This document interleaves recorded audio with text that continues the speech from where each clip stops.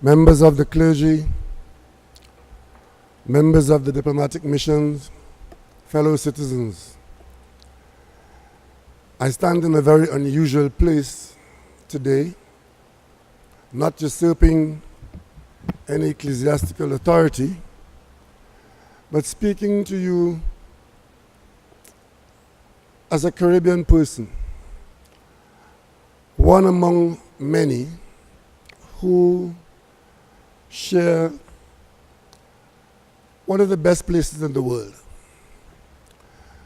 But having said that, we must accept that with all the beautiful attractions of the Caribbean, the place we call home, we are exposed to some of the most violent and damaging natural disasters. In Trinidad and Tobago and the rest of the Caribbean, we're exposed to earthquakes.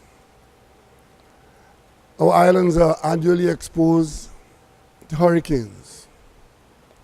And of course, extreme bad weather, which could result in landslides, all of which threaten life and sometimes can come upon us at the twinkling of an eye. In other areas of the world, they might have blizzards, they might have hailstorms, might have floods. Everywhere in the world, there are exposures to natural disasters.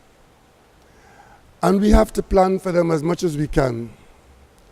But the scale of these disasters from time to time supersede all efforts at planning and even amelioration. So we live with it. And we understand that there will be days when we will be victims, and there will be days when we'll be called upon to help those who are victims. And in Trinidad and Tobago, we are always prepared to be called upon. Thankful in the grace of God that we are not the victims on that occasion, but that we are in a position to help. There are those who believe that at this time in our history, we are going through experiences of extreme bad weather, forecast by others who study the atmosphere and indicate that human activity, largely the generation of excessive carbon dioxide in the air, would result in increased warming of our oceans. And the energy stored up in that ocean from time to time would be released in stronger and stronger atmospheric disturbances, typhoons, hurricanes, and so on.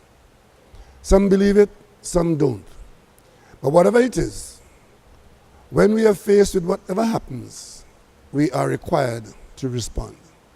This year, we would have seen, I think it's being recorded as probably the third most violent hurricane season ever.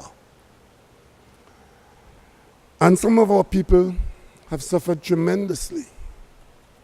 We here in Trinidad and Tobago, while we were spared the direct action of the first of those hurricanes, we are to receive amongst us a grandmother and a grandson who visited the Virgin Islands, alive and well, and would return to us in coffins. As we bury our dead here in Trinidad and Tobago, we cannot but reflect upon the large number of coffins in small communities like Dominica and the Virgin Islands. People whom we regard as our brothers and sisters. And it's against that background that we are called upon at the personal level to empathize, to sympathize, and to reach out. In my own life, I've experienced a hurricane. In 1963, I was 12 years old, went to school on one of the brightest and blessed days. And by sunset, we had nothing.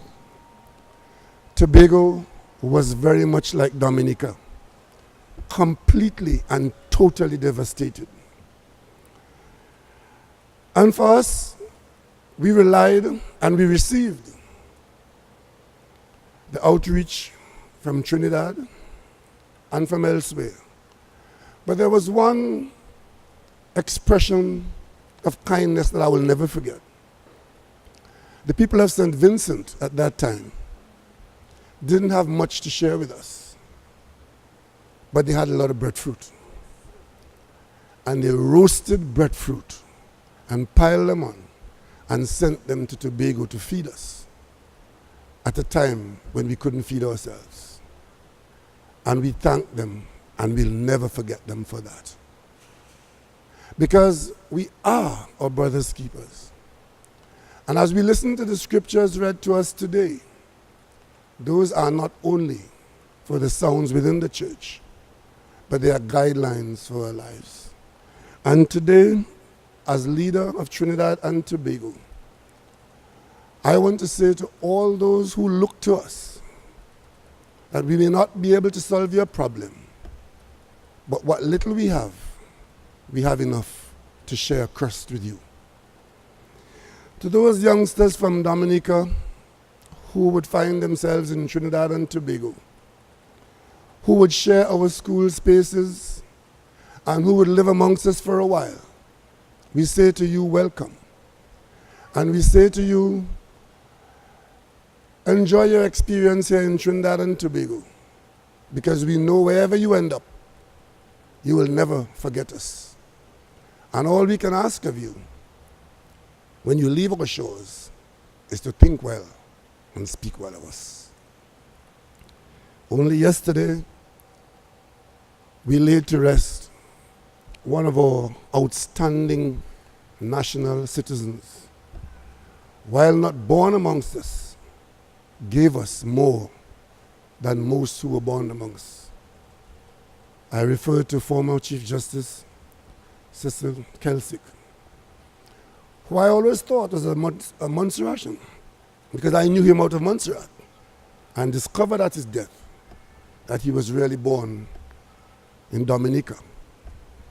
But he served Trinidad and Tobago, a stalwart like any who was born among us. We in the Caribbean, we are one people living on many islands. And the one thing that we should regret for all time and even to be ashamed of is that we do not today stand in the world as that magnificent federal nation of the Caribbean, from Jamaica to Trinidad and from Tobago to Anguilla. We really should have been one nation. But accidents of history do occur, and we have to continue to live that. So, on behalf of all the people of Trinidad and Tobago, we pray that we never experience the kinds of natural disasters that others experience, sometimes on a frequent basis, and that we will so conduct ourselves that we be pleasing in the sight of the Lord, and that we'll be spared the rigors and the harm of nature. Thank you for the opportunity to ask all of us in Trinidad and Tobago to be generous and to be hopeful. And on my own behalf, I would make my contribution in supporting the students of Dominica who are amongst us for whatever period of time. May God bless us all and bless all the people of the Caribbean.